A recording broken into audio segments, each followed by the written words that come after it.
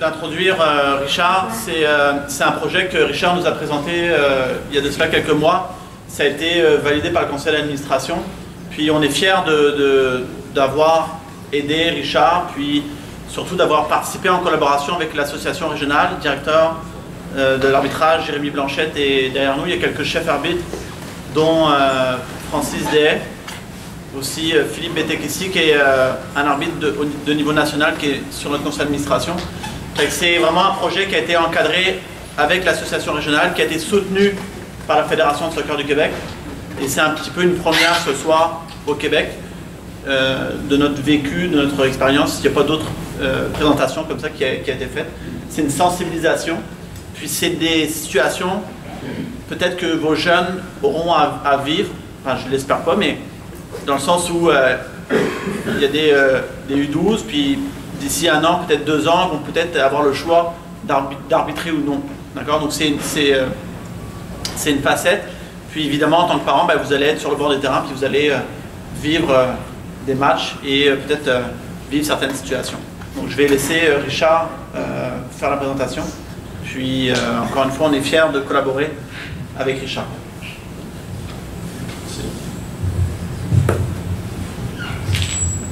Je recule.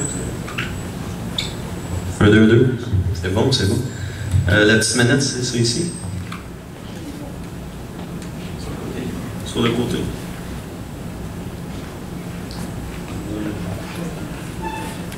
On va l'ouvrir. Alors, bonsoir tout le monde. J'espère que vous allez bien. C'est un réel plaisir pour moi d'être ici ce soir. Je tiens d'abord à remercier d'entrée de jeu, évidemment, l'Association de soccer Chaudière-Ouest qui m'offre cette tribune-là ce soir.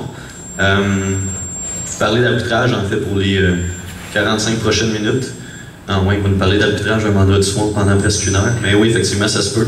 Même qu'on m'a limité à 45 minutes. Quand on parle d'arbitrage, pour moi, c'est toujours quelque chose qui me tient à cœur.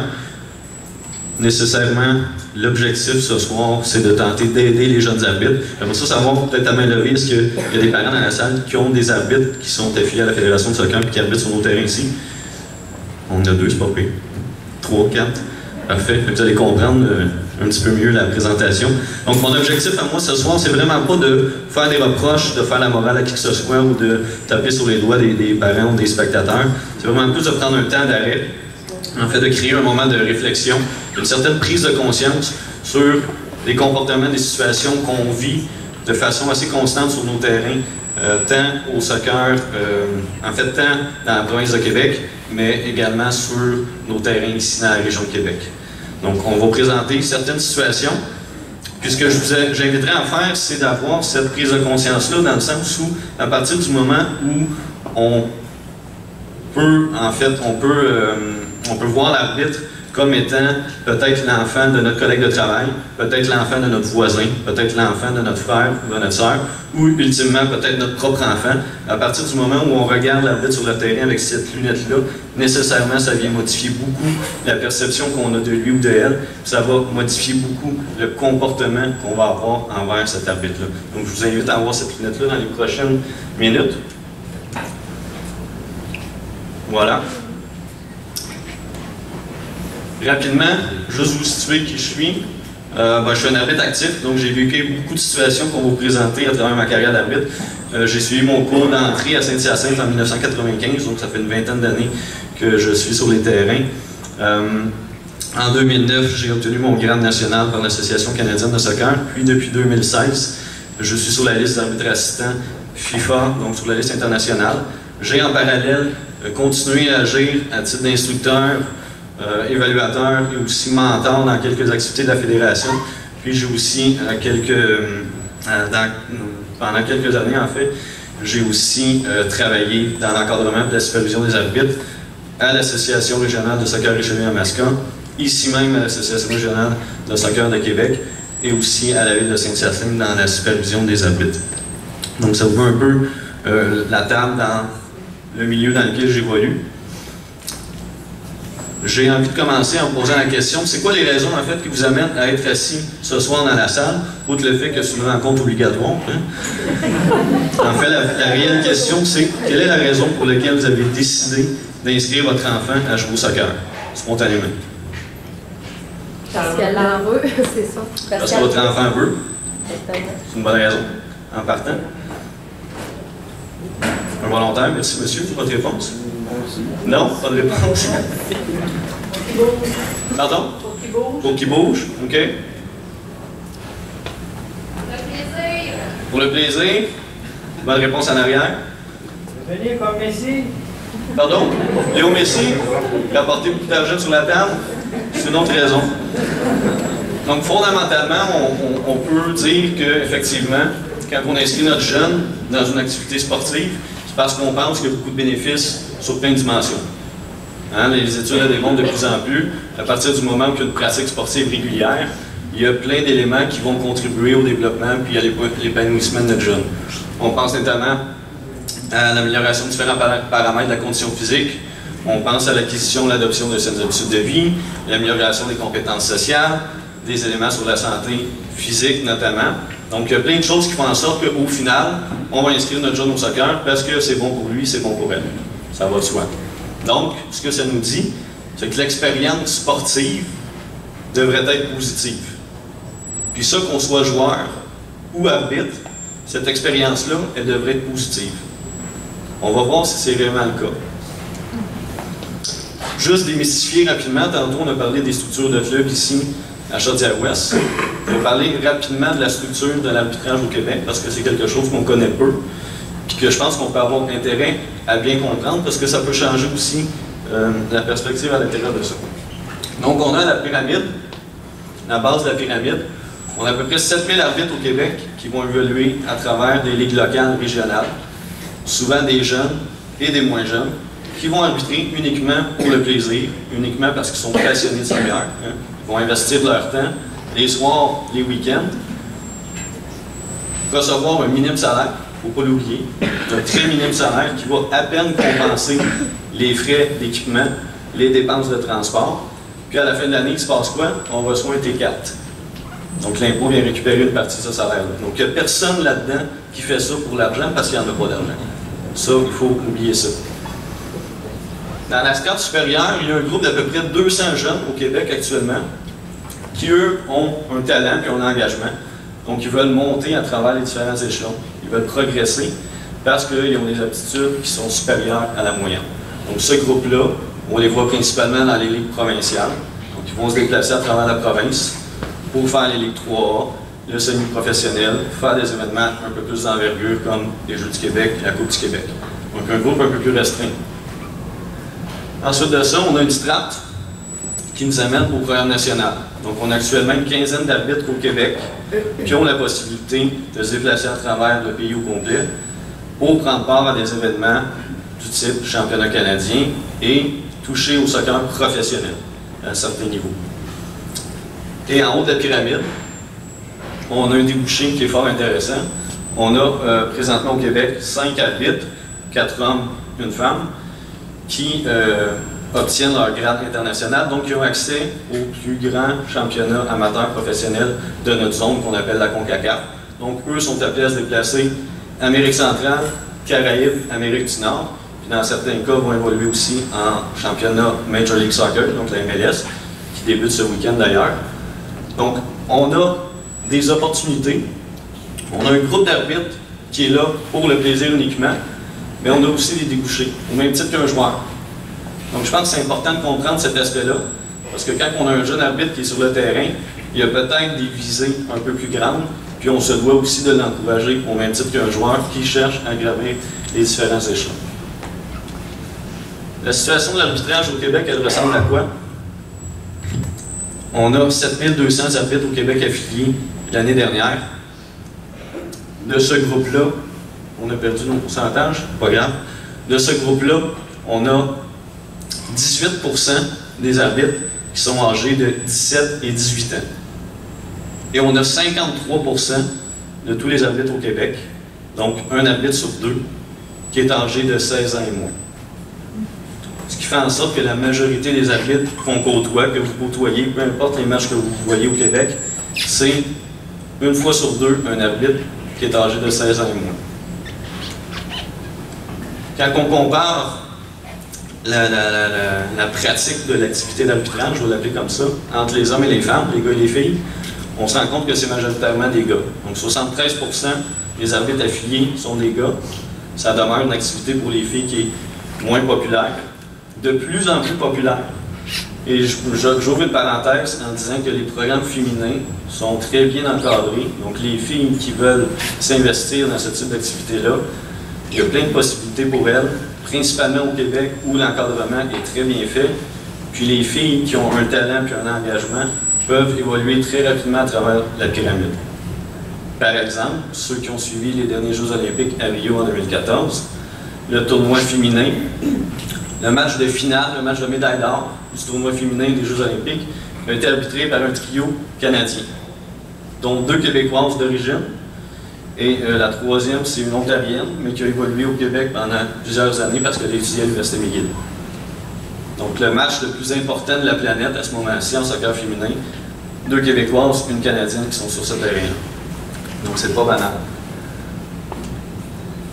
Ce que ça nous amène à dire, c'est que le profil type qu'on retrouve sur nos terrains, c'est habituellement un jeune de 16 ans, des fois une jeune fille de 16 ans, donc peu expérimenté, considérant qu'on va apprendre notre premier cours d'arbitre autour de 14 ans, donc des arbitres qui ont 1 an, 2 ans, 3 ans d'expérience peut-être. Donc des jeunes qui sont en pleine adolescence, des jeunes qui sont en recherche d'identité. On se souvient quand on a passé à cette étape-là, on avait l'air de quoi? Donc des jeunes qui ont besoin d'assurance, qui ont besoin d'être encouragés. C'est un peu le portrait qu'on retrouve. Un des problèmes qu'on a à travers notre culture de soccer, puis la relation qu'on a envers les arbitres, c'est qu'on se retrouve un peu ici dans une approche client. C'est-à-dire qu'on paye pour avoir un service, et on va payer pour que notre jeune soit dans un système organisé. Et comme client, on s'attend à une qualité de service. C'est pas incompréhensible parce qu'on est dans une société de consommation. C'est normal. Mais qu'est-ce que ça fait? C'est que ça crée de la pression, non seulement sur l'organisation, parce que l'organisation doit offrir des programmes et des services de qualité, mais ça se répercute aussi chez les arbitres. Parce qu'au final, le chef d'orchestre, je vais dire, la qualité du service, mais ça devient un peu l'arbitre qui est sur le terrain. Puis nous, comme clients, on se dit, j'ai payé un service. Là, toutes les normes sociales disparaissent. Puis, on déverse notre frustration sur l'arbitre. C'est lui qui est la cause du mauvais service.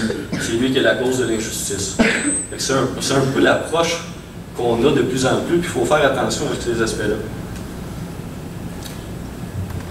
Ça ressemble à quoi la tâche d'arbitre? Est-ce qu'il y en a qui ont déjà, peut-être juste à main levée, est-ce qu'il y en a qui ont déjà dit, moi je vais arbitrer, je vais essayer ça, je vais aller sur le terrain avec le sifflet? Tu as fait une très bonne performance à ton premier match d'ailleurs. 8-9, c'est ça? Très quand même. Donc, on regarde ça de l'extérieur, mais on n'ose pas essayer. Donc, on ne sait pas réellement c'est quoi la tâche d'arbitrer. Je vous résume vite, parce que je n'entrerai pas dans les détails.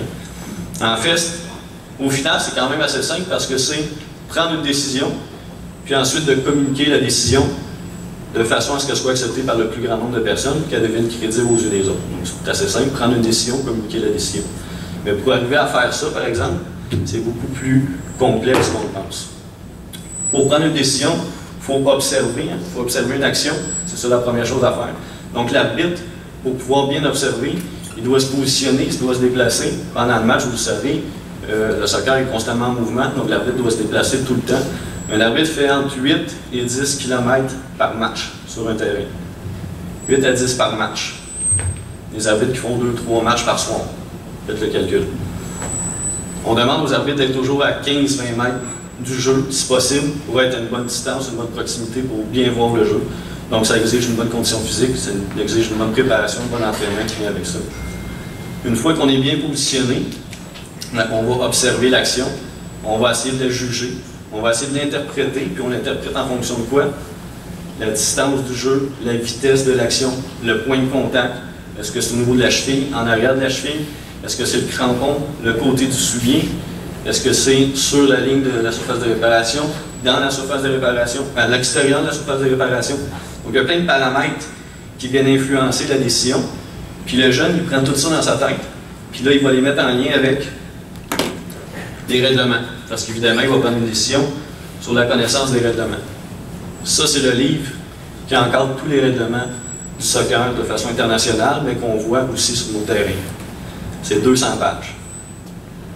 Donc, on demande à un jeune arbitre d'avoir en tête une connaissance quasi par cœur de 200 pages de texte, d'interpréter plein d'actions en mouvement, puis de prendre une décision comme ça. Une fraction de seconde, pas le temps de réfléchir. Une fois que ça c'est fait, là, il faut que je la communique, parce que ça finit pas là.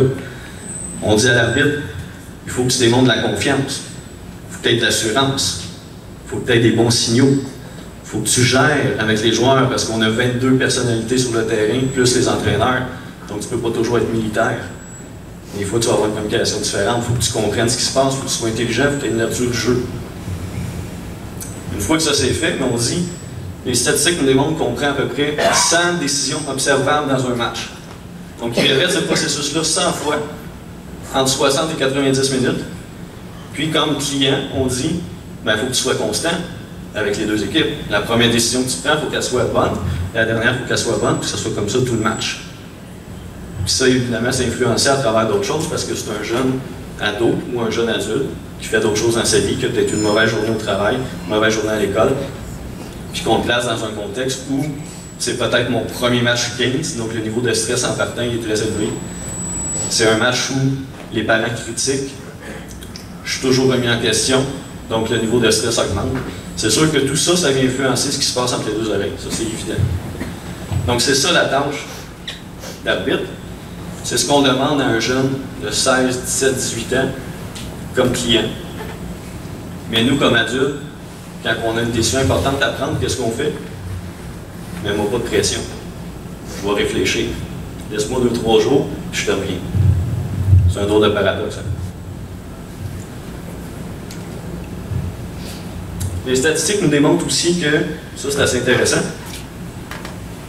60% des arbitres au Québec vont abandonner le système après 2 ans. Donc 60% des arbitres qui se sont investis et le club a investi de l'argent, du temps, des efforts pour les recruter, pour les former, pour les superviser. Après 2 ans d'expérience, ont quitté complètement le système pour plein de bonnes et de mauvaises raisons et ils disparaissent. Et là, il faut recommencer là. On a posé la question aux arbitres. C'est là vient un peu l'introduction de Pierre. On a fait un questionnaire qui a circulé à travers la région, parce que nous, on voulait connaître la réalité de notre région ici. On ne voulait pas parler de choses qui surviennent à Montréal, on ne voulait pas parler de chiffres, de statistiques qu'on connaît aux États-Unis, en France, en Europe. On veut savoir c'est quoi sur nos terrains, la réalité de nos jeunes arbitres. Donc on a fait un questionnaire qui a circulé au mois de janvier, février dernier. On vient toujours d'avoir les résultats, donc c'est une primaire en fait pour vous et pour nous aussi. Et on a eu 286 réponses. 200 arbitres actifs actuellement, 86 arbitres qui ont déjà arbitré, qui ont quitté le système, qui ont répondu aussi pour alimenter les réflexions. On a posé la question, on sait qu'après 2 ans, vous quittez, c'est quoi les motifs d'abandon? Qu'est-ce qui fait en sorte que vous quittez le système? Quelle est la raison principale qui ferait en sorte que j'abandonnerais l'arbitrage? La première raison, c'est un peu dur à lire, je vous dis, la première raison, c'est le manque de temps. Donc, c'est pas très surprenant. 41%, les jeunes nous disent, à un certain moment donné, dans ma carrière, je dois concilier mes études, un travail temps plein, d'autres activités, conjoint, puis éventuellement des enfants, puis là, ça ne rentre plus. Donc, je vais faire autre chose. 41% manque de temps. Ce qui vient au deuxième rang, par exemple, c'est là que ça devient intéressant, c'est toute la dimension d'intimidation. L'intimidation des parents, spectateurs, joueurs, entraîneurs. Donc, un arbitre sur 5 dit la raison principale pourquoi je quitterais, c'est parce que je me fais intimider. Ensuite vient le manque d'intérêt, trop de pression, un salaire qui est peu élevé, puis un manque de soutien de la part de l'organisation. On a posé la question, on a dit, outre cette raison principale-là, quelle est la deuxième raison qui ferait en sorte que vous abandonneriez l'arbitrage? Et encore ici, c'est l'intimidation qui vient au premier rang. 34%. Loin derrière vient salaire peu élevé, manque d'intérêt, manque de temps, de pression et manque de soutien. Donc dans les deux cas, ce qui est frappant, c'est que la dimension, la notion d'intimidation est très très présente. Donc ça vient fortement influencer est-ce que l'expérience est positive ou non, et est-ce que je désire poursuivre ça ou je vais faire autre chose. Conséquence de l'abandon chez les arbitres, bien, ça crée des problèmes dans le système. J'explique rapidement. On a dit que la majorité des arbitres abandonnent après 2 ans. Nécessairement, ça crée une pénurie. Donc, on n'a pas assez d'arbitres pour subvenir à tous les matchs qui sont dans nos clubs, nos championnats, nos tournois. On n'a pas assez d'arbitres, qu'est-ce qu'on fait? Impact négatif sur le plan organisationnel. On peut soit annuler des matchs à la dernière minute. J'ai pas d'arbitre sur mon match, on va annuler le match, retourner chez vous. On peut recéduler des matchs, on annule des matchs, donc on va en mettre à d'autres moments dans l'année qui n'étaient pas prévus. Donc nécessairement, ça cause aussi des imprévus aux parents. On peut faire en sorte que des jeunes ne s'inscrivent pas, des équipes ne s'inscrivent pas, parce qu'on sait pertinemment qu'on ne serait pas capable de répondre au nombre de matchs par rapport au nombre d'arbitres qu'on a. Donc empêcher des jeunes de jouer finalement. Pour pallier à ça, il y a 2 phénomènes qui se passent. Les organisations, souvent, ce qu'ils vont faire, c'est qu'ils vont surclasser des jeunes arbitres. Donc, ils vont dire à des jeunes arbitres qui n'ont pas nécessairement le niveau d'expérience ou le niveau de compétence requis, on va dire, va faire un 15, je sais que tu n'en as jamais fait, mais j'ai personne. Ce qu'on me dit, finalement, c'est, je t'envoie dans la gueule du loup, puis j'espère que ça va bien aller. L'autre phénomène, c'est qu'on va surcharger les arbitres. Des arbitres qui vont faire 2, 3, 4 matchs dans la même soirée. 3, 4, 5, 6 soirs par semaine. Donc, on va volontairement les amener vers un épuisement physique. À un moment donné, il faut prendre un break. Et un épuisement aussi psychologique, parce que gérer des chicanes à tous les jours, c'est pas nécessairement évident. Donc, qu'est-ce que ça fait? Bien, on amène un niveau de stress plus élevé. On vient créer un contexte où il peut y avoir beaucoup de frustration, d'insatisfaction, autant de la part de l'arbitre, des spectateurs, des joueurs, des entraîneurs.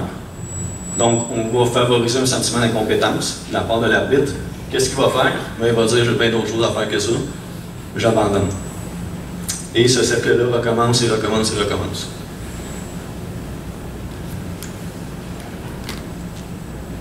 Par rapport à la dernière statistique, ça fait en sorte que l'intimidation causée principalement par spectateurs, joueurs, entraîneurs est une cause en fait principale de l'abandon des arbitres. Donc, on contribue, nous, collectivement, à créer ces problématiques-là. Donc, il faut essayer de trouver une façon de changer ça. Là, vous allez me dire, est-ce que c'est si pire que ça? Il me semble que moi, je suis dans les estrades, ça va bien, les parents se comportent bien, ça n'a pas de l'air si pire que ça. Donc, on a questionné les arbitres, encore une fois, de la région ici, pour savoir ça ressemble à quoi la dimension d'intimidation. La première question qui a été posée, c'est dans le cadre de mes fonctions en tant qu'arbitre, est-ce qu'un ou des spectateurs ont déjà fait des remarques humiliantes à mon sujet? On fait référence des insultes, crier des surnoms, faire des commentaires blessants, injurieux. À 72%, donc près de 3 arbitres sur 4, nous disent qu'effectivement, j'ai déjà subi des remarques humiliantes, à tout le moins une fois dans ma carrière d'arbitre, par des spectateurs. Les arbitres de la région ici. Quand on décline ce pourcentage-là, cette réponse-là, puis on essaie d'aller voir en termes de fréquence, ça ressemble à quoi? On a dit que à 43%, j'ai rarement subi des remarques humiliantes. Par contre, on a dit qu'à 34%, j'ai subi des remarques humiliantes quelques fois, et à 23%, on nous dit que j'ai souvent subi des remarques humiliantes. Donc, un arbitre sur 4, constamment se fait humilier pendant ses matchs sur le terrain. Puis après ça, on se demande pourquoi il abandonne l'arbitrage. Là, vous allez me dire, ouais, mais ça ressemble à quoi une remarque humiliante? Est-ce que c'est si pire que ça? On a questionné les jeunes arbitres actifs ou retraités. On aurait dit, dites-nous, qu'est-ce que vous faites dire? Dites-nous, c'est quoi les remarques que les spectateurs vous crient? J'ai recensé quelques réponses, pas toutes les réponses. Recensé quelques réponses que je vous présente. C'est des citations intégrales. Les jeunes dans la salle. C'est pas grave, ça fait partie de la vie. Alors, première, c'est un enculé, un fucking ref, un enfoiré. Je vous rappelle que la majorité des arbitres 15, 16, 17, 18 ans. Hostie de pourri, hostie de pas bon. Achète-toi des lunettes, hostie d'aveugle, tu vois rien. Arbitre vendu, il y a 2 équipes sur le terrain, un classique. Gros colon, crise de conne. Épais, stupide, bon à rien. T'es un fif, t'es une crise de tapette. T'es un gros tabarnak, t'es une grosse torche. T'es un hostie de jeune, va donc finir ton secondaire. Hostie de pas de vie. La personne s'investit pour 12 piastres. Hein? Hostie de pas de vie. Tu manques une bonne game, bien évidemment, tu étais au centre du terrain pour rire, puis tu manques la vie. Classique. Arbitre de merde. Ah, celle-là, je l'aime. Sale immigrant, sale français, sale rouquin, importé de merde. Trou de cul, mange marde. Plusieurs insultes qui font référence au poids de la personne, qui n'ont rien à voir avec le match. Ta mère, c'est une chienne.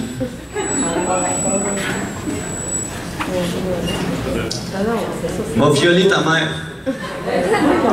T'as pris une mauvaise décision, je vais aller violer ta mère. Parce que c'est une chienne. Minable, t'es qu'un nul. T'aurais pas dû venir au monde. T'aurais pas dû venir au monde.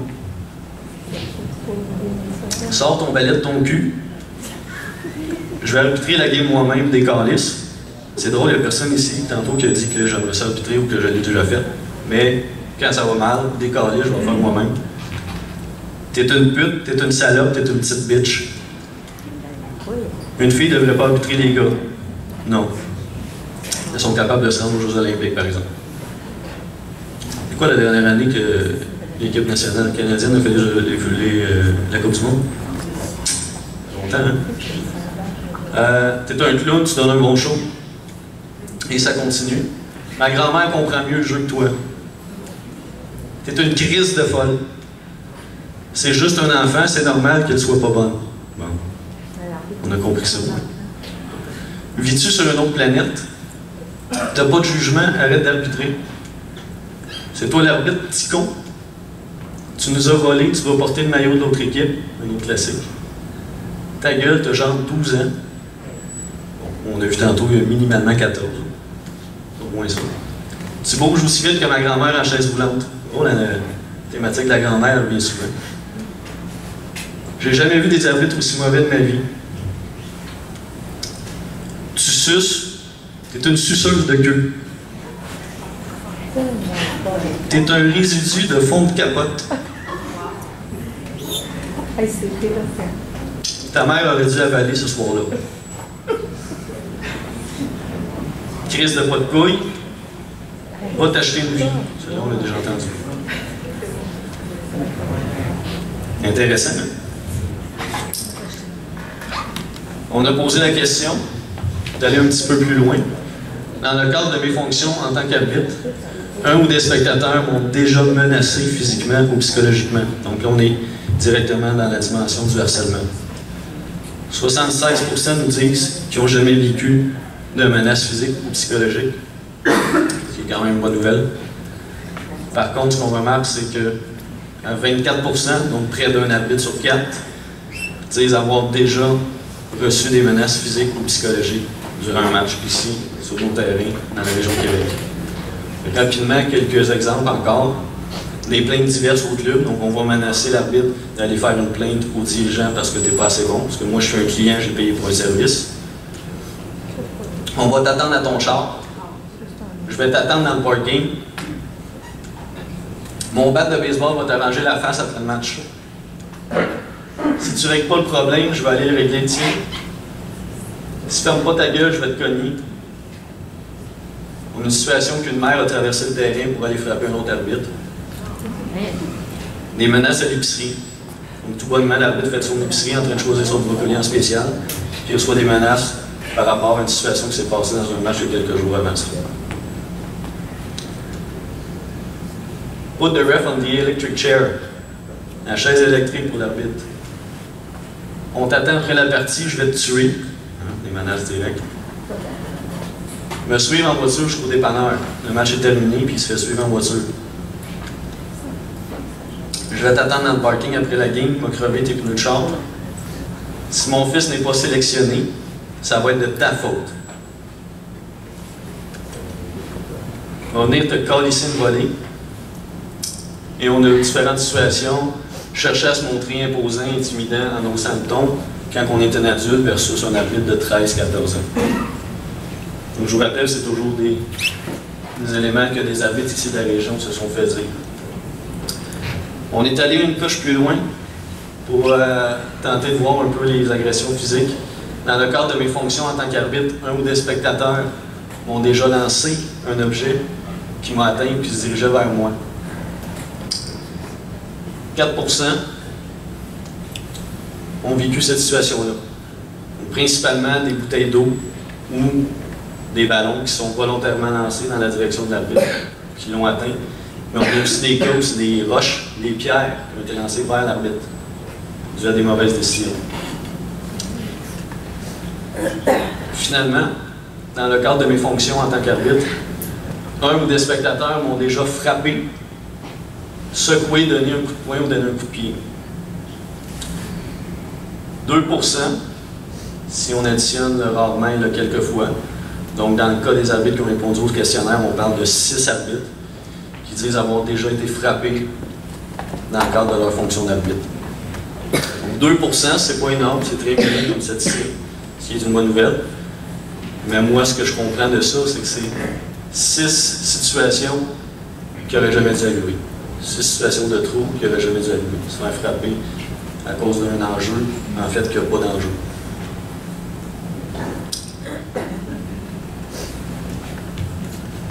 C'est pas un portrait qui est très reluisant.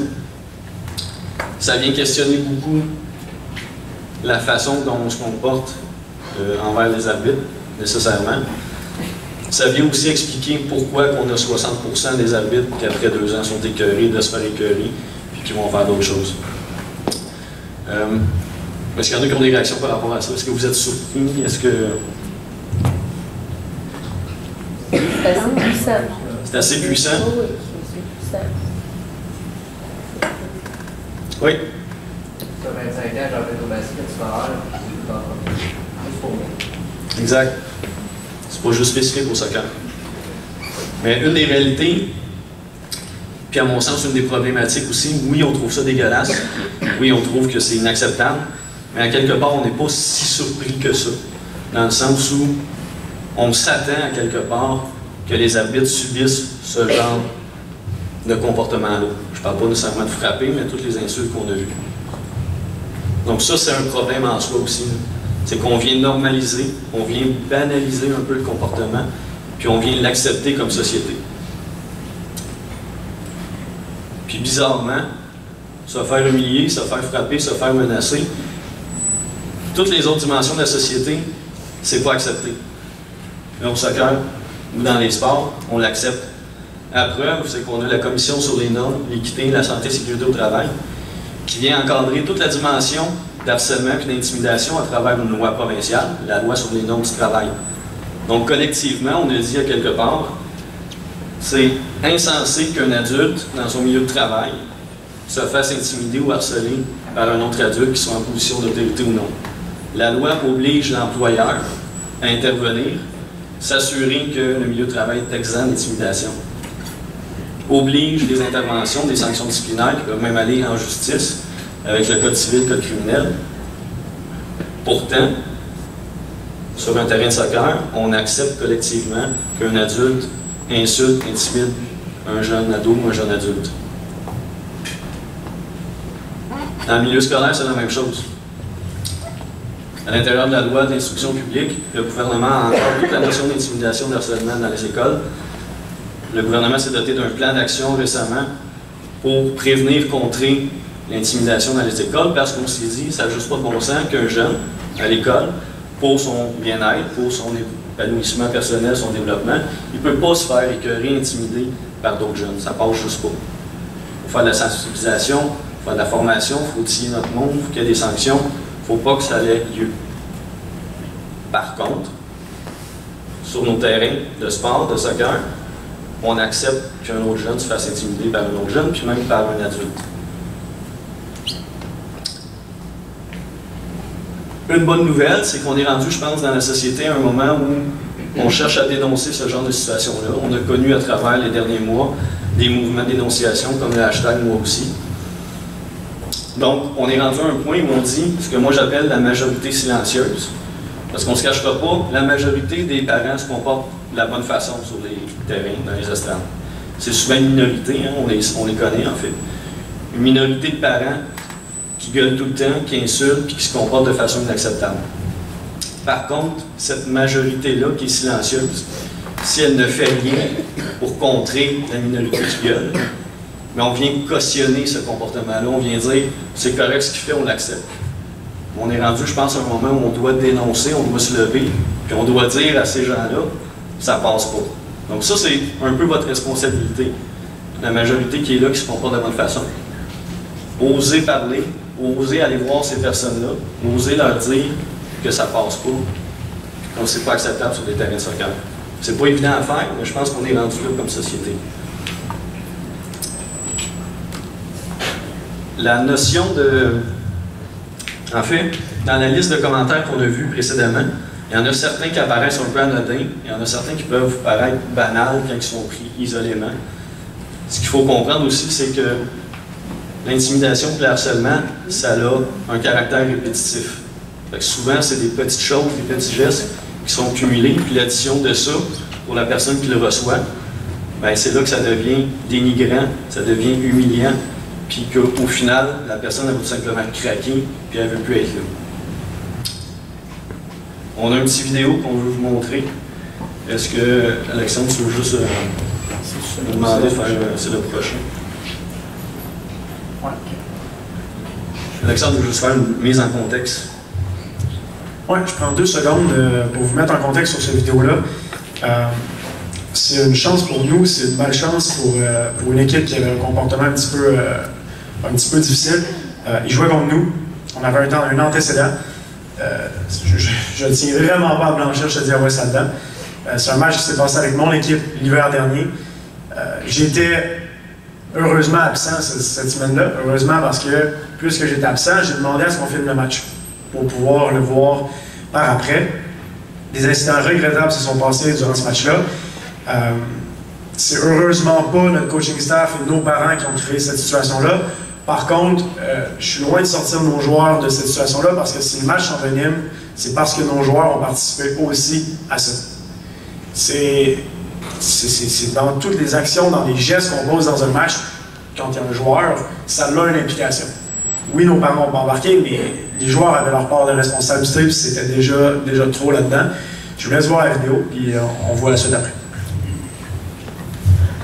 Juste porter attention, c'est un petit montage de quelques séquences qui s'est passé pendant le match, donc il faut juste porter notre attention sur les réactions.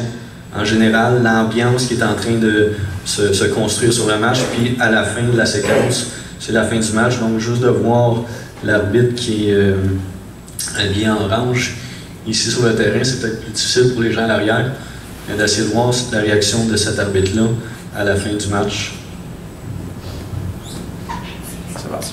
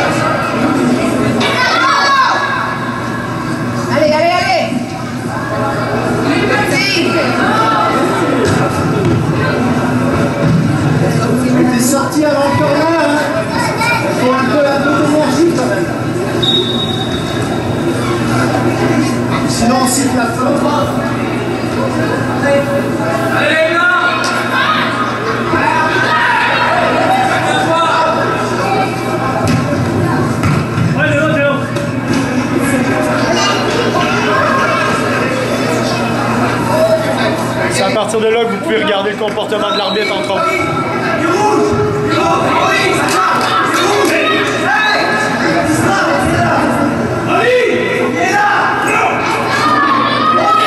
Là, on ne voit pas, mais l'arbitre est complètement en pleurs. Complètement en train de pleurer. Go, go! C'est assez, là! On finit la game parce que... On siffle, c'est fini! Qu'est-ce qu'il y a?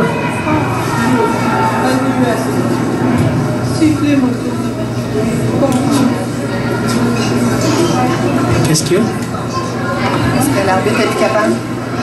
Est-ce que tout le monde crie?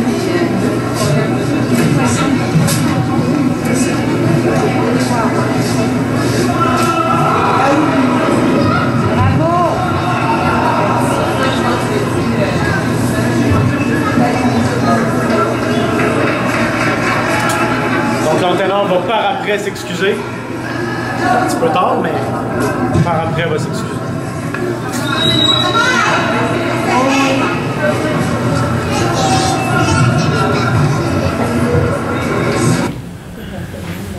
Pas facile à regarder, juste de se mettre dans la peau de cette jeune-là, devant tous les parents, les joueurs, les spectateurs, de s'écraser comme ça au centre du terrain, de laisser elle-même, parce qu'elle est juste plus capable de gérer la pression. C'est des petits moments, c'est sûr qu'on n'a pas vu le match, puis j'ai pas vu le match non plus, mais on comprend que c'est des petits moments par des réactions amplifiées des entraîneurs, des joueurs qui ont embarqué aussi.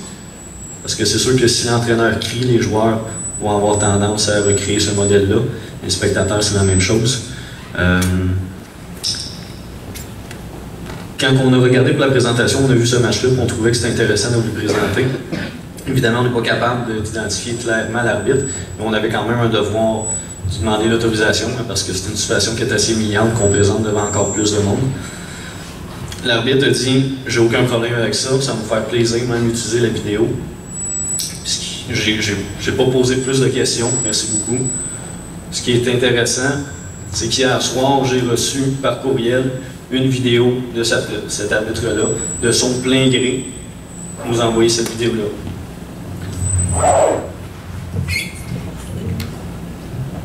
Bonjour, je m'appelle Alicia. Au moment de la vidéo du match que vous venez de voir, j'avais 18 ans. Je ne cacherai pas que ça m'a fait beaucoup de mal de revoir la séquence.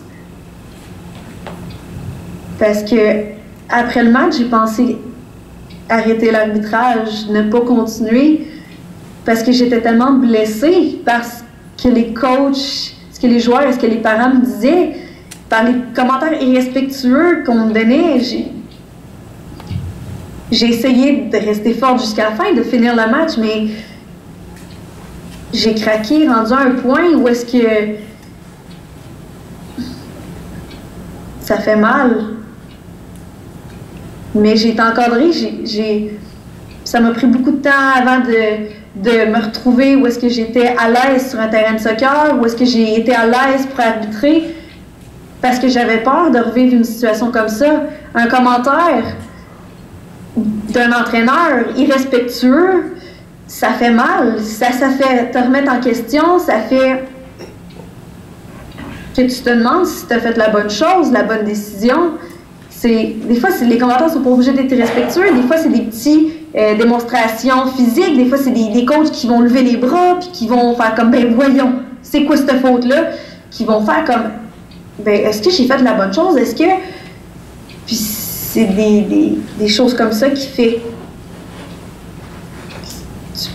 Des fois, il y a beaucoup d'arbitres arrêtent parce que la pression est trop forte, les entraîneurs, les joueurs, ils pensent qu'on est les meilleurs arbitres, puis qu'on fait pas d'erreur, puis qu'on n'a pas le droit à l'erreur, mais c'est faux. On est en apprentissage, il faut nous laisser faire des erreurs, c'est normal. On est humain. On a des sentiments comme tout le monde. On applique des règles, des lois, oui, c'est normal, c'est ce qu'on a décidé de faire. Mais ça mérite pas d'arriver à un point où est-ce que tu n'es pas capable de faire dans ton match. Je méritais pas ça.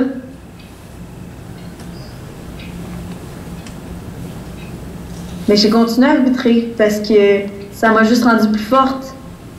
Mais chaque commentaire négatif que je me fais dire, irrespectueux, je les mérite pas. Il n'y a aucun arbitre qui les mérite.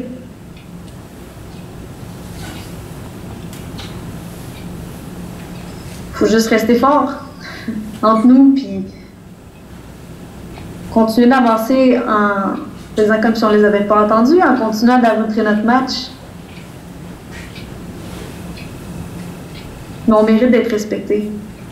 Comme on vous respecte, les joueurs et les entraîneurs. On mérite le même respect qu'on vous donne.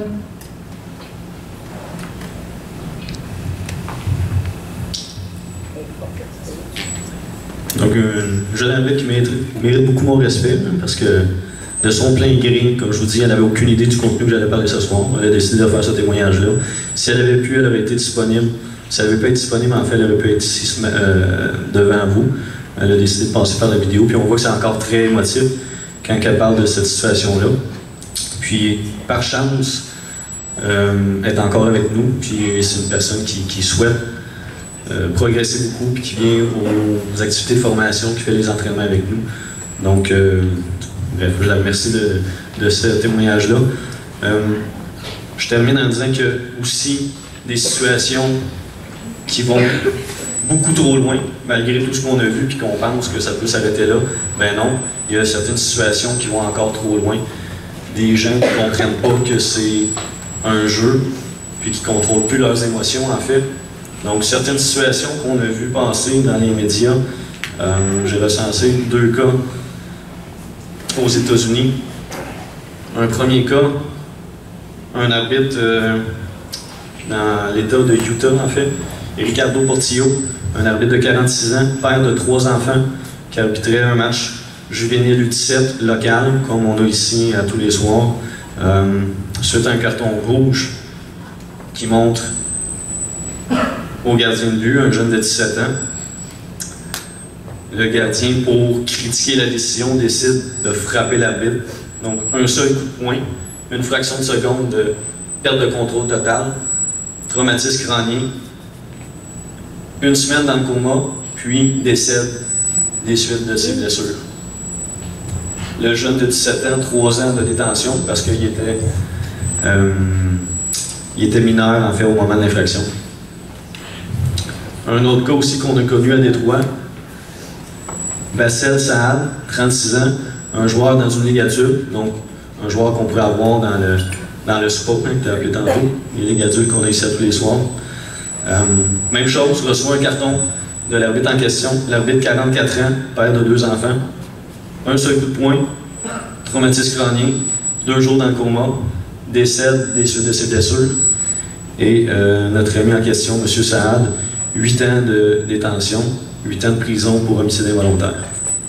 Donc, une fraction de seconde, perte de contrôle, il y a des répercussions irréparables, évidemment, autant sur la personne en question que les personnes de son entourage. J'essaie de finir sur une note un petit peu plus positive. Juste vous proposer, spontanément comme ça, ben pas spontanément, en fait, je les ai réfléchis un peu. Juste vous proposer quelques pistes d'action, peut-être quelques pistes de solutions qui vont, mises en commun, c'est des petites choses, mais qui sont mises en commun, peuvent amener un réel changement sur la façon qu'on a de se comporter envers les arbitres. Très simple. Soyez conscient, la première chose. Soyez conscient, point. Soyez conscient des raisons pour lesquelles vous amenez votre enfant sur les terrains. On l'a mentionné au début, parce que c'est lui qui veut être là, hein, c'est sa première chose, puis parce qu'il recherche du plaisir. Donc prenez un pas de recul quand vous allez au terrain, souvenez-vous de ça, souvenez-vous des vraies raisons, souvenez-vous qui sont les acteurs de ce jeu-là, aux jeunes. Les arbitres, c'est les jeunes aussi qui sont en apprentissage, puis laissez-les faire, ils vont s'organiser tout ça, ça n'y a pas de problème. Votre rôle comme parent, c'est uniquement supporter, encourager, puis s'assurer de faire les livres aussi entre ça. Mais ça s'arrête là, essentiellement. Oser parler, je l'ai parlé tantôt, la majorité silencieuse devrait devenir la majorité bruyante. Donc, prenez les devants, allez dire aux quelques gueulards que c'est pas toléré sur nos terrains. Si vous n'êtes pas à l'aise avec ça, parce que c'est souvent des gens qui sont émotifs, agressifs, mais passez par l'entraîneur ou le responsable de niveau, mais oser aller dénoncer ces gens-là. On va faire des interventions, en fait je l'espère, on va avoir des interventions qui vont être faites, aller voir les gens du club, les organisateurs, les administrateurs, mais il faut absolument qu'il y ait quelque chose qui soit fait de votre part, c'est une de nos grandes responsabilités. Valoriser, tout simplement, on valorise nos joueurs, on valorise nos entraîneurs qui sont bénévoles, qui donnent leur temps, mais valoriser aussi les arbitres qui sont là pour les bonnes raisons, qui s'investissent en temps et en effort, essayer d'encourager les arbitres, féliciter les bonnes décisions, hein, on peut applaudir quand il y a des bonnes décisions, mais chercher toujours à valoriser parce qu'au final, ce qu'on a dit, c'est que pour la plupart, c'est des jeunes de 14, 15, 16, 17 ans, en pleine adolescence, recherche d'identité, recherche d'assurance, qui ont besoin d'être valorisés. Donc ça, il ne faut pas économiser cet aspect-là, je dois dire. Puis je vous invite, je vous mets même au défi pour les matchs que vous allez voir cet été ou prochainement, peu importe les prochains matchs. Allez juste remercier. Juste remercier l'arbitre. Vous allez rejoindre votre enfant sur le bord du terrain. Oups, faites un petit détour. Merci. Pas plus. Peu importe le résultat du match, peu importe que ça ait bien été ou moins bien été, juste de dire merci, tape sur l'épaule, serrer la main. Vous allez voir, c'est la meilleure paye, honnêtement, c'est la meilleure paye que vous pouvez donner aux arbitres. Ça va être la meilleure façon que cet arbitre-là revienne à son prochain match, puis à son prochain, puis à son prochain. J'espère que ce moment d'arrêt-là, où les statistiques qu'on a présentées vous ont amené une certaine prise de conscience. Si vous avez des questions, des commentaires, je n'ouvre pas, je vais rester pas très loin. Je vous ouvre une parenthèse, c'est un peu particulier, mais si vous voulez savoir aussi ça ressemble à quoi être parent d'arbitre dans la vraie vie, ben, un drôle de hasard, mes parents ils sont ici dans la salle ce soir, ils devaient être dans la région de Québec, ça donnait bien, je leur ai acheté 2 billets, ça fait 10 $ de plus dans mes poches. Donc, ils sont à l'arrière là-bas, maman, papa. Fait que, vous n'étiez pas au courant, mais vous êtes disponible pour des entrevues à la fin. Oui? Tu n'as pas parlé, mais dans la vidéo, le coach de l'équipe des Rouges, je ne sais pas si c'était qui, au Saint-Charles, je ne sais pas trop. Oui. Tu sais, les coachs qui intimident les arbitres, on sait c'est qui, là, l'ordonnance de feuille de match, tout le monde qui les connaît. Eux, tu sais, les spectateurs sont plus difficiles de savoir qui a dit quoi et tout, mais les coachs, c'est quand même des adultes, ils représentent une équipe, ils représentent une fédération. Eux, ils n'ont jamais tapé les doigts quand on les voit agir comme ça chez les arbitres. Oui, effectivement, un des commentaires, c'est de dire que les parents, c'est peut-être plus facile, plus difficile parce qu'ils sont à travers une foule. Par contre, l'entraîneur qui agit de cette façon-là, est-ce qu'on a un moyen d'intervention? C'est sûr que comme arbitre, on peut intervenir directement sur le plan disciplinaire, on peut avertir l'entraîneur, on peut expulser l'entraîneur, puis ensuite le club peut prendre des mesures disciplinaires envers cet entraîneur-là. Mais le défi, c'est toujours de dire, est-ce que moi, comme arbitre, un jeune de 16 ans, j'ai le courage de faire ça? Ça, c'est la question. Après ça, mais cette responsabilité-là, elle appartient aux jeunes du club. Donc, il faut que ça se sache. Il faut en parler, puis il faut dénoncer. Dans cette situation-là, en fait, ça s'est passé un samedi, comme les matchs d'hiver sont tout le temps. Puis dès le lundi, quand on a eu la vidéo, faites sûr que les 2 clubs ont été mis au courant, la région aussi, le travail a été fait avec tout le monde, avec Pierre, pour diffuser ça le plus possible. Les clubs ont porté des sanctions immédiatement et sur des parents qui connaissaient, avec certains comportements, entraîneurs, etc. T'sais, on prend ça au sérieux, mais pour que ça se passe, il faut que des gens nous en parlent.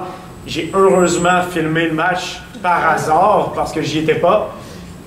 Mais tu sais, si nous, on n'a pas ce feedback-là, si on n'a pas ces commentaires-là, comme il dit, vous ne venez pas en parler ou vous en parlez pas à ces gens-là, ben c'est dur pour nous de faire un suivi, mais oui, soyez sûr que dans une situation comme ça, les suivis ont été faits.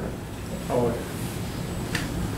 Je vous laisse sur une dernière réflexion, c'est-à-dire la prochaine fois que je vais me retrouver sur un terrain, la prochaine fois que moi, ça se peut, comme parent, que j'ai un comportement qui est un petit peu plus déplacé, ou la prochaine fois que je suis témoin d'un comportement qui est déplacé ou inacceptable, de se poser la question comment je réagirais ou comment je me comporterais si le jeune qui est au centre du terrain avec le sifflet, si c'était mon enfant. Tu te poses cette question-là, puis les bonnes réponses vont venir naturellement, ça c'est sûr et certain. Je vous remercie beaucoup, j'espère que ça a été profitable. Je vous souhaite une bonne saison, puis une bonne fin de soirée.